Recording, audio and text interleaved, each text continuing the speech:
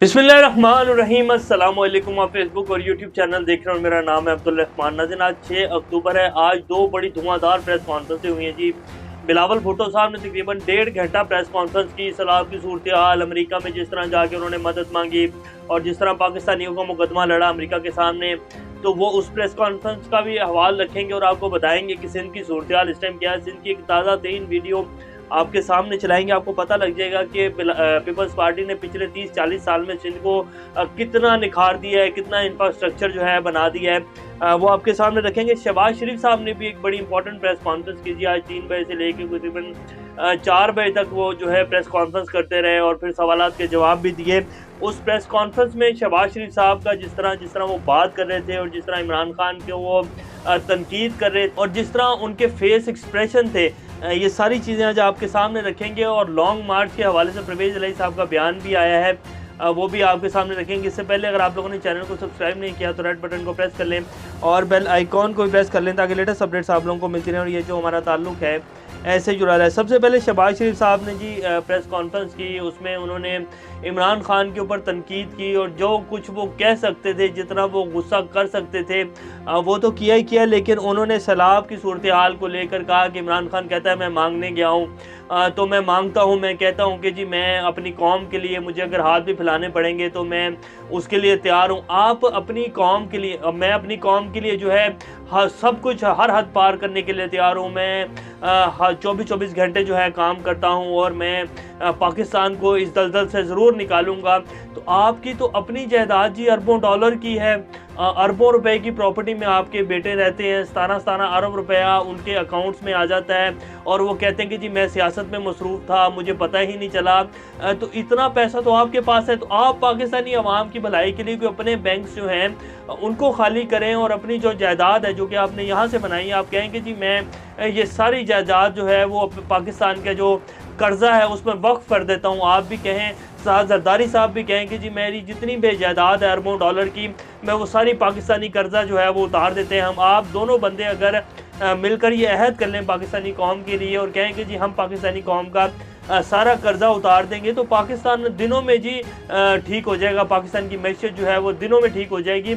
लेकिन आप लोगों ने ये नहीं करना। इसके साथ साथ उन्होंने कहा कि जी यूएन सेक्रेटरी जनरल ने जिस तरह आवाज़ बुलंद पाकिस्तान का मुकदमा लड़ा सैलाब ज़दगान का, उस तरह मुकदमा मैं भी नहीं लड़ सकता।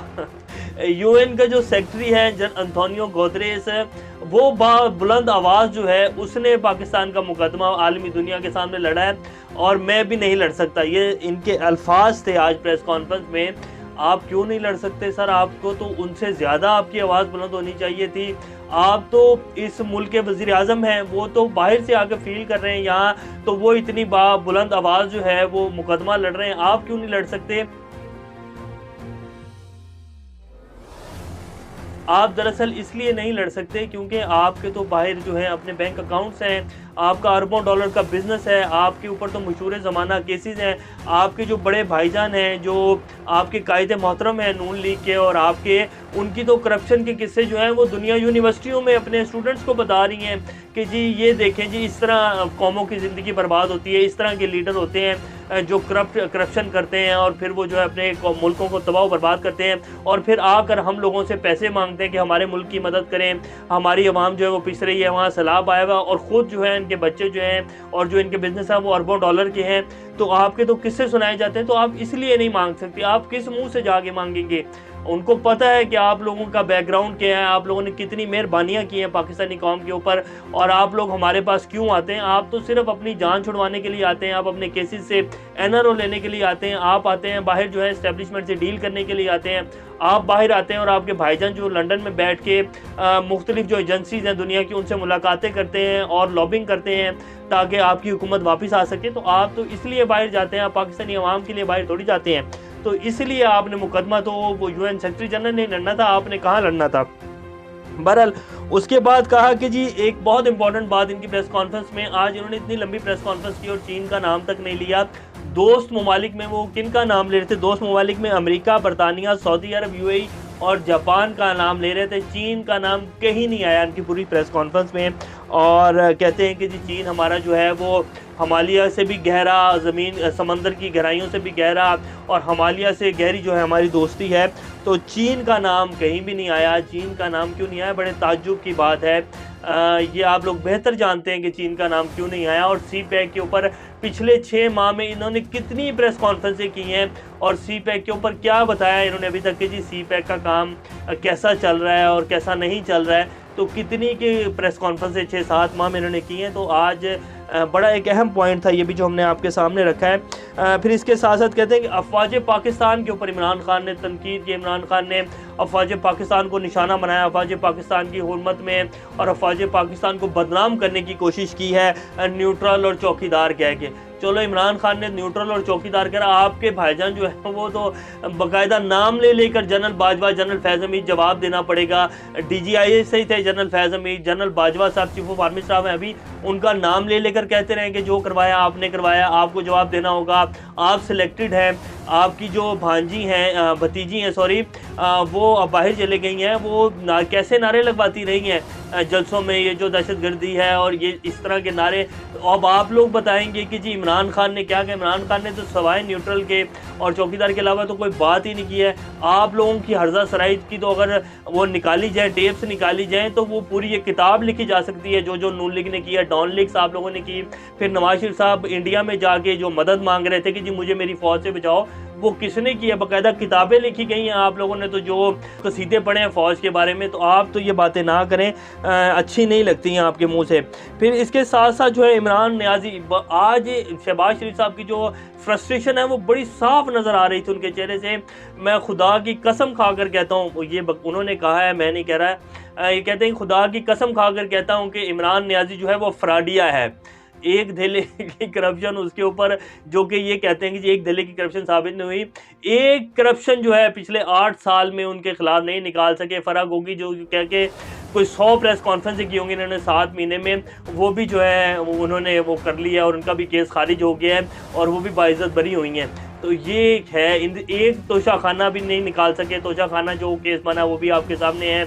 फॉरेन फंडिंग जिस तरह इन्होंने बनाया वो भी आपके सामने है, उसका केस का क्या बना है। तो ये इनकी कारकर्दगी है और सिर्फ इल्ज़ाम दर इल्ज़ाम। आज शहबाज शरीफ साहब के चेहरे से नज़र आ रहा था कि इनके दिन जो है वो पूरे हो चुके हैं, इसीलिए वो कस्में खा करके बता रहे थे और ये यकीन दिलाने की कोशिश कर रहे थे कि इमरान खान जो है वो फ्राडी है और ये और वो है।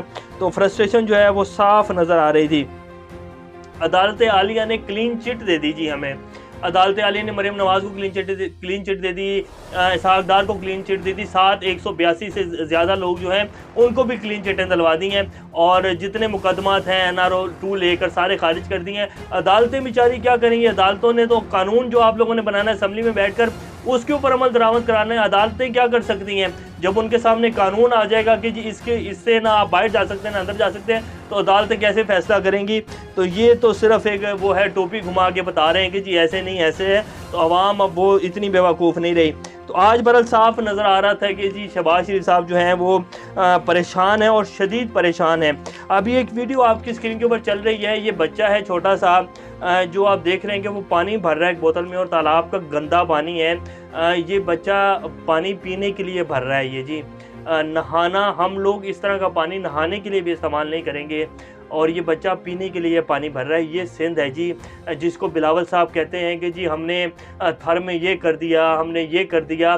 पिछले 30 साल में सिंध में ये तरक्की है जो बिलावल साहब ने की। और 1.5 घंटे की प्रेस कॉन्फ्रेंस थी जिसमें जो 60-70 मिनट 80 मिनट थे वो सिर्फ तनकीद थी और बता रहे थे जी हम यूँ गए, हम यूँ गए, हम यूँ गए। और जब सवाल होने लगे तो सब सहाफ़ी भी माशाल्लाह, अब मैं क्या कहूँ कि वो किस तरह के सवालात कर रहे थे। बहरहाल छोड़ें, खैर तो कुछ भी नहीं दिया जी इन दो पार्टियों ने। इन्होंने सिर्फ बर्बादी दी है पाकिस्तान को, सिर्फ तबाही दी है, इसके अलावा कुछ नहीं दिया। और फिर ये झूठ बोलते हैं आवाम के सामने बैठकर। तो अब वो दौर गुजर चुके हैं जी, अब इनका वक्त ख़त्म हो चुका है। तो ये आज की कुछ लेटेस्ट अपडेट्स थी। परवेज़ इलाही साहब ने जी ऐलान कह दिया ये बात कि हम इमरान खान के साथ खड़े थे, खड़े हैं और खड़े रहेंगे। इमरान खान जब कहेंगे हम लॉन्ग मार्च के लिए तैयार हैं। और ये सारी जो खबरें हैं बेबुनियाद चल रही हैं कि जी मैं लंदन जो है नवाज शरीफ से मिलने आया हूँ। उन्होंने बाकायदा वहाँ प्रेस कॉन्फ्रेंस की है और कहा कि जी मैं तो मोनस की जो फैमिली है उनको मिलने आया हूँ 5 साल बाद। मेरा कोई प्लान नहीं और मैं कोई शौक़ नहीं मुझे नवाज शरीफ से मिलने का। तो ये लेटेस्ट अपडेट्स हैं। इंशाल्लाह नेक्स्ट अपडेट के दोबारा आप लोगों के सामने आ जाऊँगा। तब तक अपना और चैनल का ख्याल रखिएगा। अल्लाह हाफ़िज़।